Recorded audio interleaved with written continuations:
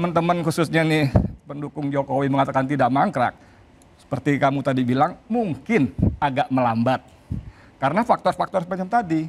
Jadi kalau bilang ini hanya hoax segala macam, baik, langsung ke Pak. Nah, kalau yang kita besarkan adalah gosip, rumor gitu ya, lalu berdasarkan itu kita mengambil kesimpulan, menuduh, kita nggak akan pernah menjadi bangsa yang sehat.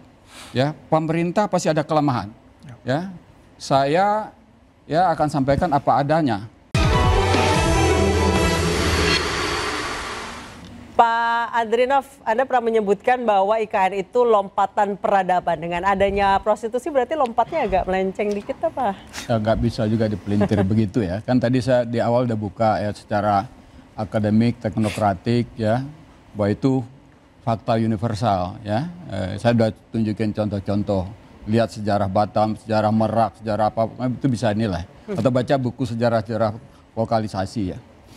Jadi menurut saya isu itu harus dipindahkan bagaimana cara menanganinya. Tadi Bung Ubed sudah bawa ke situ ya. Jadi, dan kebetulan ini Pak Deputi sudah juga ngomong sedikit ya. Kalau saya lebih baik kita fokus bagaimana supaya proyek ini berjalan dengan benar. Malah menurut saya ini sudah di jalan yang benar dibanding dengan yang tergesa-gesa sebelumnya. Ya, ini udah benar karena secara bertahap ya, kemudian nggak diburu-buru ya, sehingga kualitas lebih terjaga sesuai dengan situasi keanggaran dan sebagainya. Ya, dan juga terminologi atau diksi-diksi ini akan mangkrak jadi kota hantu itu harusnya berakhir ya. Nah saya ini kesempatan bagus, kita ini memang ada di era media sosial ya. Media sosial ini udah mengalahkan pendekatan teknokratik. Yang ada sekarang adalah kebijakan mikrofon dan kritik mikrofon ya, bukan yang teknokratik yang muncul. Maka menurut saya kalau kita ingin menilai sesuatu, kumpulkan fakta yang valid, bangun cocokkan dengan logika gitu. Nah di situ kita bisa jadi bangsa yang sehat. Nah kalau yang kita besarkan adalah gosip, rumor gitu ya, lalu berdasarkan itu kita mengambil kesimpulan, menuduh, kita nggak akan pernah menjadi bangsa yang sehat. Ya, pemerintah pasti ada kelemahan. Ya, saya akan sampaikan apa adanya, yang benar-benar, yang harus dikoreksi itu harus dikoreksi begitu. Gitu juga saya mengajak ke semua teman-teman, baik itu pengamat, komentator, peneliti, mari ya cari fakta yang valid, cukup, kemudian secara logika bagaimana konsekuensinya, asal-usulnya. Dari situ kita membuat pernyataan-pernyataan dan juga termasuk memberikan masukan pengawalan terhadap pemerintah ya. Entah itu untuk proyek IKN, entah untuk proyek apa lagi nanti gitu.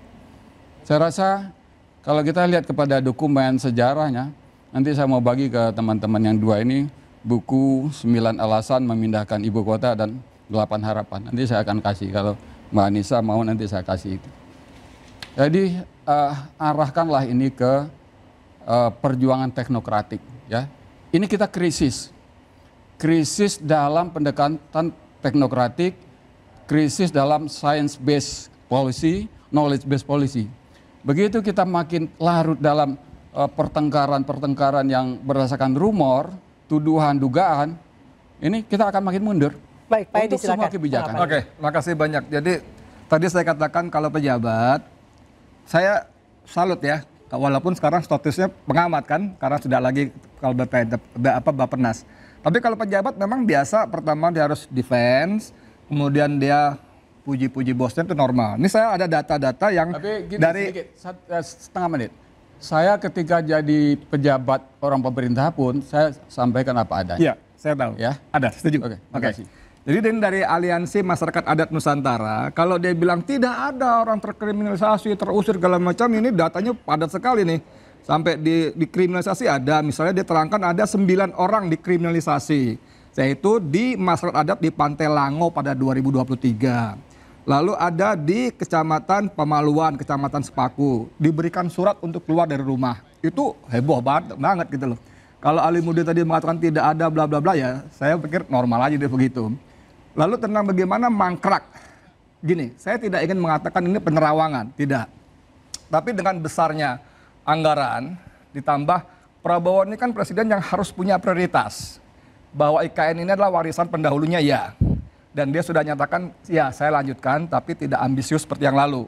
Istilah beliau tadi tidak buru-buru, bertahap. Kembali Dan ke jalan yang ternyata janji $1 miliar yang 17-16 triliun itu pun dipangkas jadi 14 triliun, bahkan sempat dikunci, ditutup kan gitu kan. Nah sekarang bagaimana? Kita lihat di depan, Prabowo harus menyediakan uang untuk makan bergizi gratis, ratusan triliun. Untuk koperasi merah putih, desa 80.000 desa dengan 5 miliar, 400 triliun. Belum lagi ada Komcat dan sebagainya, itu dana-dana yang luar biasa. Dengan kondisi APBN yang sangat terbatas, dia harus ambil prioritas. Dan itu mau nggak mau menurut saya, kalaupun teman-teman khususnya nih pendukung Jokowi mengatakan tidak mangkrak, seperti kamu tadi bilang, mungkin agak melambat. Karena faktor-faktor semacam tadi. Jadi kalau bilang ini hanya hoax segala macam, Baik, udah langsung ke terbentang Pak Ali Mudin. begitu. Pak Ali Mudin silakan langsung dijawab. Ya saya sependapat dengan Pak Adrinov ya, ini lebih tertata gitu ya.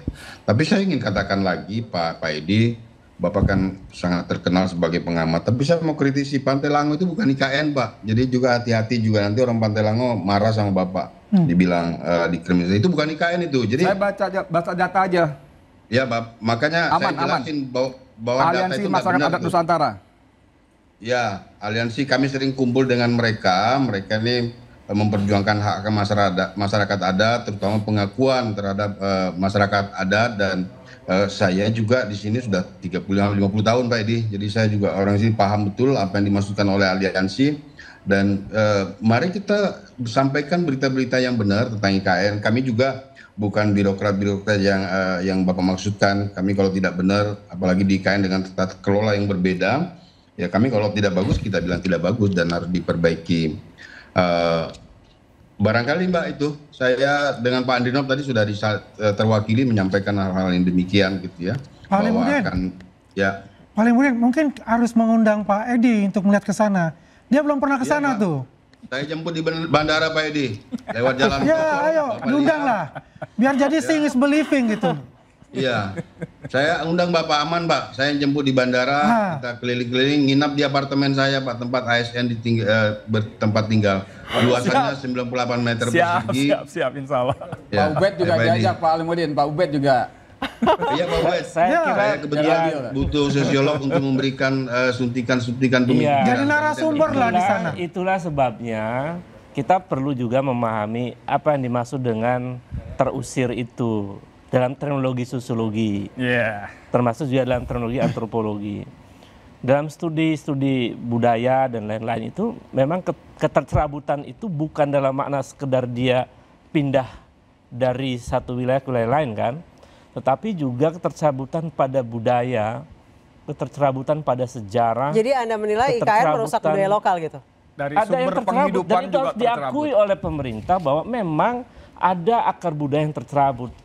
Bahwa dulu ada orang-orang di situ yang bergantung dengan alam, bergantung dengan sungai, bergantung dengan kebun. Mereka sudah tidak lagi di situ. Itu fakta empirik yang tercerabut. Jadi narasinya tidak resisten begitu maksud saya. Tapi bagaimana kemudian melihat perkara ini secara objektif, diakui, tapi kemudian pemerintah melakukan apa gitu. Jadi penjelasan yang lebih objektif akan dipahami. Nah kemudian tadi Pak Andrinov mengingatkan bahwa seluruh pembangunan itu memang harus based on science ya. Tapi saya kira juga kita perlu melihat peristiwa terakhir. Bulan Maret lalu misalnya ada banjir di Plaza Yudikatif dan Pengadilan misalnya. Itu kenapa itu terjadi? Mungkin terminologi baru apa yang disebut dengan ekosipasi dalam pembangunan atau mungkin disebut dalam teori politik disebut ekodemokrasi. Itu juga perlu menjadi pertimbangan karena dampaknya ternyata juga luar biasa soal banjir nih Pak Ali Mudin. Nah itu perlu penjelasan dan perlu antisipasi karena dampaknya bukannya dampak pada alam tapi dampak sosiologisnya pada masyarakat. Jadi karena air yang ada di ikan larinya kemana gitu, itu kena masyarakat di mana dan seterusnya itu kan perlu ada penjelasan karena itu fakta yang tidak bisa dibantah gitu. Baik terima kasih para narasumber. atas diskusi hari ini. Pemirsa, mega proyek Ibu Kota Nusantara tidak pernah lepas dari tanda tanya. Sudah diresmikan, mau tidak mau harus diselesaikan. Akankah IKN jadi simbol masa depan atau hanya nantinya jadi candi seperti yang terjadi di Hambalang? Saya Ansyah Dasuki, sampai jumpa.